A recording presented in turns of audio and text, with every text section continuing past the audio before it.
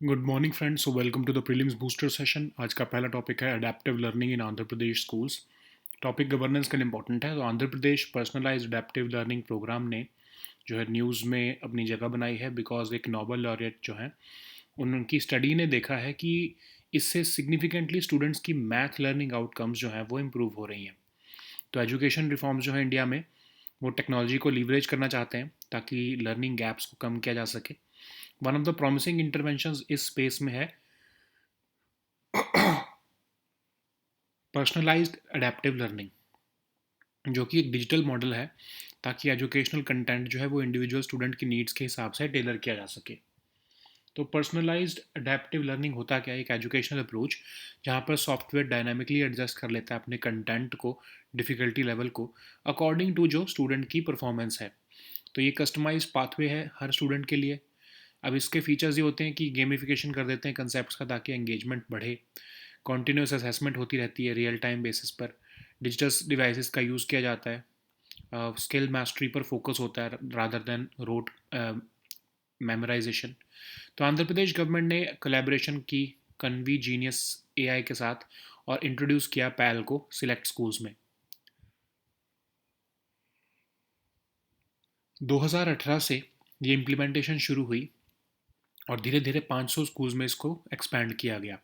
एक randomise control trial के हिसाब से 120 गवर्नमेंट स्कूल्स में इसको जो है वो इसकी इफेक्टिवनेस को मेजर किया गया। और हर पार्टिसिपेटिंग स्कूल में पैल लैब्स जो है वो 30 टैबलेट्स के साथ लगाई गई थी। स्टूडेंट्स जो है वो 2 मैथ सेशंस पर वीक में एंगेज हो रहे थे। हर सेशन 40 मिनट का होता था। तो ये देखा गया कि 1.9 ईयर्स की ऑफ स्कूलिंग जो है वो बढ़ गई कंपेयर टू पीयर्स जहाँ पर पैल नहीं था। स्टूडेंट्स जो पैल यूज़ कर रहे थे उनका जो है डबल द रेट हुआ लर्निंग का as compare to those of the controlled group. Games जो है वो ज़्यादा हायर थे यंगर ग्रेड्स में, 6th और 7th क्लासेस में। और गर्ल्स ज़्यादा बेनिफिट हुआ उनको रादर देन बॉयज़। तो एनुअल पर स्टूडेंट इम्प्लीमेंटेशन कॉस्ट भी जो है वो $20 से $25 पड़ी, जिसका मतलब है कि ये स्केलेबल और अफोर्डेबल मॉडल है। इवैल्यूएशन को जो है वो इंडिपेंडेंटली कंडक्ट किया गया। तो आंध्र प्रदेश का मॉडल जो है वो एक प्रूफ ऑफ कंसेप्ट की तरह आ रहा है टेक्नोलॉजी ड्रिवन लर्निंग इंटरवेंशंस के लिए इंडिया में। 45,000 गवर्नमेंट स्कूल्स हैं स्टेट में, और स्केलिंग जो है पैल अक्रॉस ऑल इंस्टीट्यूशंस करना एक लॉजिस्टिकल चैलेंज होगा, लेकिन सिग्निफिकेंट प्रॉमिस है इसमें। नेक्स्ट हम टॉपिक देखते हैं नेपाल जेंजी प्रोटेस्ट्स। ये टॉपिक इंटरनेशनल रिलेशंस के लिए इंपॉर्टेंट है। तो अनप्रेसिडेंटेड प्रोटेस्ट इमर्ज हुए थे नेपाल में, जिसकी वजह से जो है वो भी रिसेंटली पॉलिटिशियंस को घरों को टारगेट किया गया। प्रोटेस्टर्स ने पार्लियामेंट में स्टॉर्म कर दिया। तो ये जो है शुरू तो पीसफुल हुआ था, लेकिन बाद में वायलेंट हो गया। प्राइम मिनिस्टर जो है के पी शर्मा ओली ने रिज़ाइन किया है, और उनके सेक्रेटरीट ने डिसीजन को भी कंफर्म कर दिया है। प्रोटेस्टर्स जो हैं वो प्राइमरली जनरेशन जी यूथ थे, मतलब जो 1996 और 2012 के बीच में बॉर्न हुए। ये फ्रस्ट्रेटेड थे पॉलिटिक्स और गवर्नेंस से।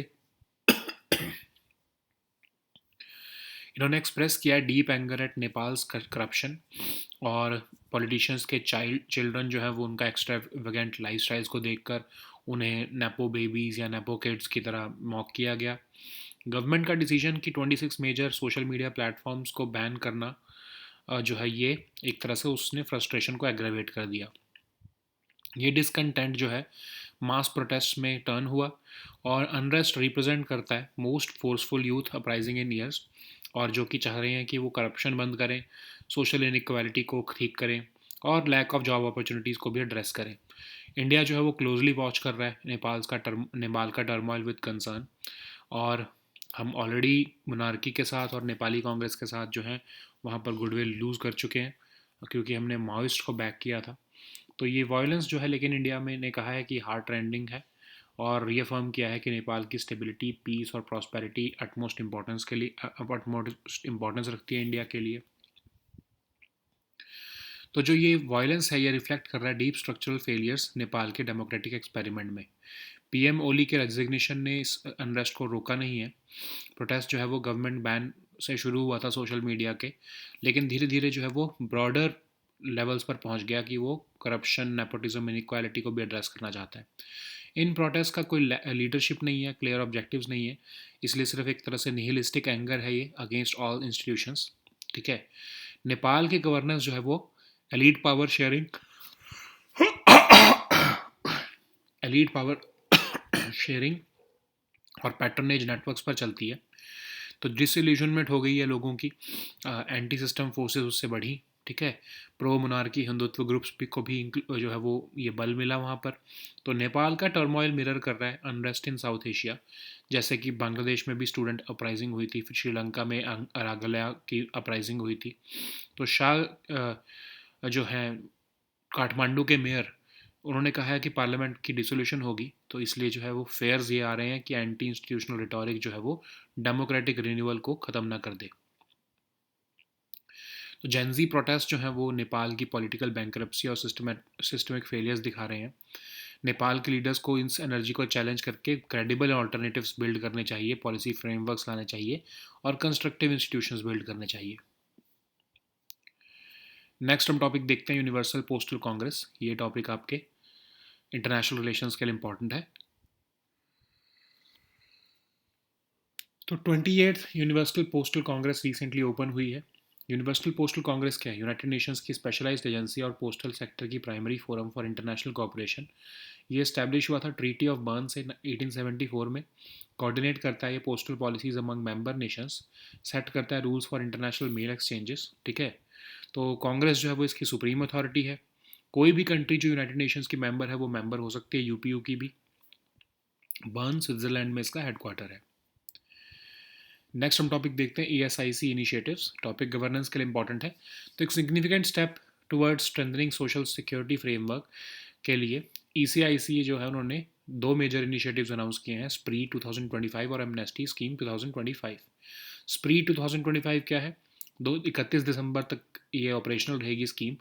इसमें इंडस्ट्रीज़ और एम्प्लॉयज़ जो अभी तक एसोसिएटेड नहीं है ECIC के साथ, वो अपने आप को रजिस्टर कर पाएंगे थ्रू ESI पोर्टल, श्रम सुविधा पोर्टल और company affairs portal without demand of old ड्यूज़।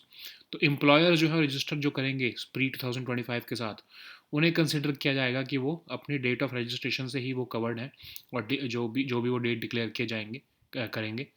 और जो न्यूली रजिस्टर्ड एम्प्लॉयज़ हैं उनको ESI के हेल्थ और सोशल सिक्योरिटी बेनिफिट जो है वो डेट ऑफ रजिस्ट्रेशन से मिलने शुरू हो जाएंगे। फोकस स्कीम का यह है कि वॉलंटरी कंप्लायंस बढ़ाई जाए रादर दैन प्यूनिटिव मेजर्स। अब एमनेस्टी स्कीम क्या है? ये जो है one time dispute resolution initiative है, तो जो कि डिस्प्यूट्स को सेटल करने के लिए बनाया गया है, related to damages, interests, coverage under ESI act. तो ये स्कीम जो है एम्प्लॉयर्स को अपॉर्चुनिटी देगी पेंडिंग डिस्प्यूट्स को रिजॉल्व करने की। रीजनल डायरेक्टर्स जो है वो एम्पावर्ड होंगे कि वो विड्रॉ कर सकें केसेस जिसमें कॉन्ट्रीब्यूशन और इंटरेस्ट जो है वो पे किया जा चुका है। ओके। नेक्स्ट हम टॉपिक देखते हैं स्वच्छ वायु सर्वेक्षण 2025। ये टॉपिक आपके इन्वायरमेंट के लिए इंपॉर्टेंट है। तो इंदौर जो इंडिया की क्लीनेस्ट सिटी बनी है उसने टॉप किया है स्वच्छ वायु सर्वेक्षण 2025 को, जबकि एक PM10 का जो लेवल है वो स्लाइटली इंक्रीज हुआ है वहाँ। तो ये स्वच्छ वायु सर्वेक्षण जो है एनुअल सर्वे होता है मिनिस्ट्री ऑफ एनवायरनमेंट का under the national clean air programme. तो ये प्रोग्राम कंडक्ट किया जाता है annually for 130 cities under NCAP to promote healthy competition among cities. तो इंदौर ने टॉप किया है मिलियन प्लस पॉपुलेशन सिटीज़ में। नवी मुंबई जो है इस बार 4th पोजीशन पर आया है, कानपुर 5th पर, भोपाल 6th पर, इलाहाबाद 7th पर और चंडीगढ़ 8th पर। अमरावती ने फर्स्ट रैंक सिक्योर किया है 3 to 10 लाख पॉपुलेशन कैटेगरी में। सबसे इम्प्रेसिव जो इसमें फीट देखने को मिली है वो मुंबई की देखने को मिली है, जहाँ पर हाईएस्ट डिक्लाइन देखने को मिला है 44% का PM10 लेवल्स में as compare to 2017-18। Okay. Next हम टॉपिक देखते हैं innovations for defence excellence. Topic security के लिए इंपॉर्टेंट है। तो इनोवेशन फॉर डिफेंस एक्सेलेंस ने MOU साइन किया है एडक्सेल इंडिया लिमिटेड के साथ डेवलपमेंट के लिए dual use cutting edge technologies की। तो आईडेक्स है क्या? फ्लैगशिप इनिशिएटिव 2018 में लॉन्च किया था मिनिस्ट्री ऑफ डिफेंस ने। एक इनोवेशन इकोसिस्टम देने के लिए डिफेंस और एरोस्पेस सेक्टर में by collaborating with startups, innovators, MSMEs. तो ये फंड किया जाएगा और मैनेज किया जाएगा बाय डिफेंस इनोवेशन, फंड किया जाता है और मैनेज किया जाता है बाय डिफेंस इनोवेशन ऑर्गेनाइजेशन, जो कि इसकी पेरेंट कंपनी होती है। तो ये एग्जैक्टिव आईटेक्स जो है वो एग्जैक्टिव आर्म की तरह फंक्शन करता है डीआईओ की, और करंटली ये 650 स्टार्टअप्स और एमएसएमईज के साथ एंगेज्ड है। नेक्स्ट हम टॉपिक देखते हैं एक्सरसाइज जैपड। ये टॉपिक आपके सिक्योरिटी के लिए इंपॉर्टेंट है। तो इंडियन आर्मी आर्म्ड फोर्सेस की कंटिजेंट रशिया पहुंच चुकी है और एक्सरसाइज जैपड 2025 के लिए, जो कि एक मल्टीलैटरल जॉइंट मिलिट्री एक्सरसाइज है। इंडियन कंटिजेंट में आर्मी, एयरफोर्स और नेवी के पर्सोनल गए हैं। तो ये मिलिट्री कॉपरेशन एनहेंस करने के लिए की जा रही है एक्सरसाइज। नेक्स्ट हम टॉपिक देखते हैं स्कंदर के। ये टॉपिक सिक्योरिटी के लिए इंपॉर्टेंट है। रशिया ने यूक्रेन की कैबिनेट बिल्डिंग को टारगेट किया है स्कंदर के मिसाइल के साथ। तो ये Russian made mobile short range cruise missile launcher vehicle है। तो डिज़ाइन जो है इसका बहुत सिमिलर है स्कंदर एम के साथ, जो कि एक बैलिस्टिक मिसाइल लॉन्चर व्हीकल है। तो ये डिज़ाइन किया गया है टैक्टिकल ऑपरेशनल स्ट्राइक्स के लिए। और स्कंदर के जो है व्हीकल्स जो है उनको फिट किया जा सकता है 2 to 6 कंटेनर लॉन्चर यूनिट्स के साथ। और इसके अंदर की जो है वो 2 टाइप्स ऑफ क्रूज मिसाइल जो है वो लॉन्च कर सकता है। ठीक है। So now let us see all these topics in English. So the first topic is adaptive learning in Andhra Pradesh schools. This topic is important for your governance section. So Andhra Pradesh personalized adaptive learning program is in the news after a Nobel laureate study has found it significant that it has significantly boosted students' math learning outcomes. So education reforms in India have increasingly focused on leveraging technology to bridge learning gaps. One of the promising interventions in this space is the personalized adaptive learning, which is a digital model that tailors educational content to individual students' needs. So, what is personalized adaptive learning? It's an educational approach where software dynamically adjusts content and difficulty levels according to the learner's performance. So, this creates a customized pathway for each student. Okay, so the key features of PAL include gamification of concepts to enhance engagement, continuous assessment that adapts in real time, use of digital devices, focusing on skill mastery rather than rote memorization. So Andhra Pradesh government in collaboration with Convi Genius AI has introduced PAL in select schools to address the issue of low foundational numeracy. Okay, so Andhra Pradesh began implementing PAL in 2018, scaling it gradually to 500 schools. To scientifically measure its effectiveness, a randomized controlled trial was conducted across 120 government schools between 2023 and 25. Each participating school had dedicated PAL labs with 30 tablets, and students engaged in 2 math sessions per week, each lasting 40 minutes. So, according to the study, PAL intervention yielded striking results. Students achieved equivalent of 1.9 additional years of schooling compared to peers without PAL. Students using PAL learned at almost double the rate of those in the controlled group. Gains were higher in younger grades since students had greater access to devices. Girls benefited more than boys. Annual per student implementation cost was estimated at $20 to $25, making it a scalable and affordable model. Importantly, the evaluation was conducted independently and it included external math assessments. Okay. So, Andhra Pradesh model is being hailed as a proof of concept for technology driven learning interventions in India. With nearly 45,000 government schools in the state, scaling PAL across all institutions remains a logistical challenge but holds significant promise. Okay.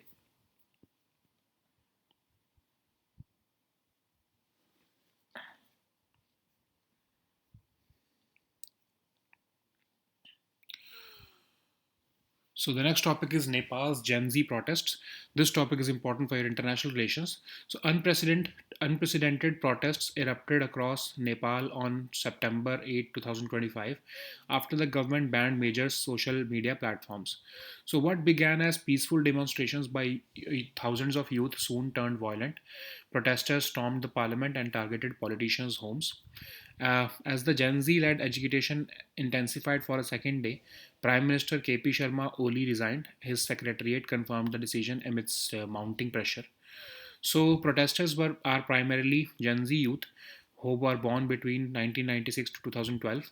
So, teen and young adults frustrated with politics and governance have taken to the streets in large numbers. So, Gen Z has expressed deep anger at Nepal's entrenched corruption. They were even miffed with the extravagant lifestyles of politicians' children. They were mocked as Napo babies or Napo kids. So, government decision to ban 26 major social media platforms aggravated their frustration. The discontent culminated in mass protests on Monday. The unrest represented the most forceful youth uprising in years. More broadly, they sought an end to corruption, social inequality, and lack of job opportunities. So, India is closely watching Nepal's turmoil with concern.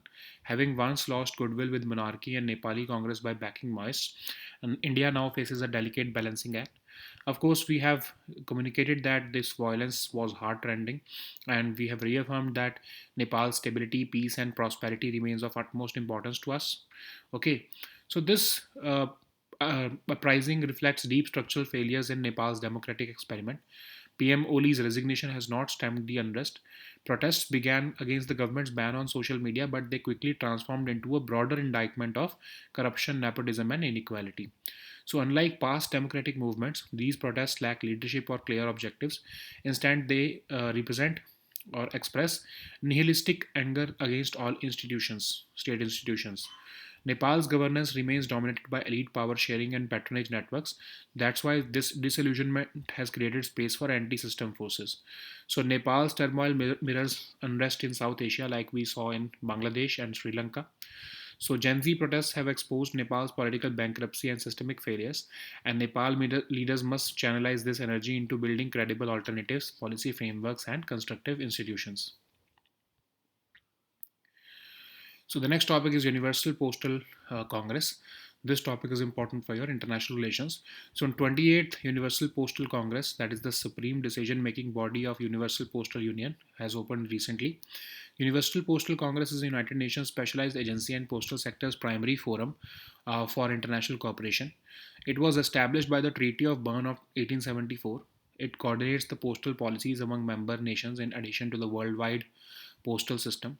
It sets the rules for international mail exchanges and makes recommendations to stimulate growth in mail, parcel, and financial services. So, the Congress is the supreme authority of UPU and it meets every 4 years. Any member country of the United Nations may become a member of the UPU. So, its headquarters is located in Bern, that is in Switzerland. So the next topic is Employees State Insurance Corporation initiatives. This topic is important for your governance section. So, in a significant step towards strengthening the social security framework and simplifying compliance for industries, ECIC has recently launched two major initiatives: SPREE 2025 and Amnesty Scheme 2025. So, SPREE 2025 will remain operational until 31st December, and under the scheme, industries and employees who are not yet associated with ECIC can register through the ESI portal, Shram Suvidha portal, and Company Affairs portal without the demand of old dues. Employers who will be registering under the SPREE 2025 will be considered covered from the date of their registration or the date declared by them. And newly registered employees will start receiving ESI health and social security benefits from the date of registration. Focus of this scheme is on voluntary compliance rather than punitive measures.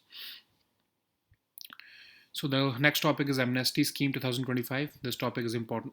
So this is the uh, ESI scheme, which will be giving a one-time dispute resolution initiative, and it has been designed to settle issues related to damages, interest, and coverage under the ESI Act. So this scheme will provide employers with an opportunity to resolve pending disputes. Even regional directors have been empowered to withdraw cases where contributions and interests have been paid. Okay. So the next topic is Swachh Vayu Sarvekshan 2025. This topic is important for your environment and governance section. Indore, which is India's cleanest city, has topped the Swachh Vayu Sarvekshan 2025 for air pollution mitigation, despite a slight PM10 increase. So this Swachh Vayu Sarvekshan is an annual survey conducted by Ministry of Environment under the National Clean Air Program. This program is conducted annually for 130 cities under ANCAP to promote healthy competition among cities. Indore has topped the list of million plus population cities. It has put Mumbai at the fourth position, Kanpur at fifth, Bhopal at sixth, Allahabad at seventh, and Chandigarh at eighth. Amravati has secured the first rank in the 3 to 10 lakh population category. Mumbai has registered the highest decline of 44% in PM10 level in 2024-25. So the next topic is innovations for defense excellence. This topic is important for your security section. So innovations for defense excellence has inked an MOU with EDCIL India Limited to foster the development of dual use cutting edge technologies. So this IDEX is a flagship initiative launched in 2018 by Ministry of Defense to cultivate an innovation ecosystem in the defense and aerospace sector by collaborating with startups, innovators, MSMEs, incubators, and academia. It will be funded and managed by a defense innovation organization. So IDEX functions as the executive arm of DIO. It is currently engaged with over 650 startups and MSMEs. So the next topic is exercise Zapad. This topic is important for your security section. Indian Armed Forces contingent departed for the Mulino training ground, Nizhny, Russia, to participate in the exercise Zapad 2025, which is a multilateral joint military exercise. Indian contingent consists of the personnel from Army, Air Force, and Navy, and the exercise is aimed to enhance military cooperation. Okay. So the next topic is Iskander K. This topic is important for your security section. So Russia struck Ukraine's cabinet building with an Iskander K missile recently. So the Iskander K is a Russian-made mobile short-range cruise missile launcher vehicle based on 8x8 military truck chassis. So this design of Iskander K is very similar to Iskander M, which is a ballistic missile launcher vehicle. It is designed to perform tactical operational strikes. For Iskander K, the vehicle can be fitted with 2 to 6 container launcher units, and Iskander K can launch 2 types of cruise missiles. Okay. So these were our topics for today. We'll meet next time with new topics. Until then, goodbye and take care.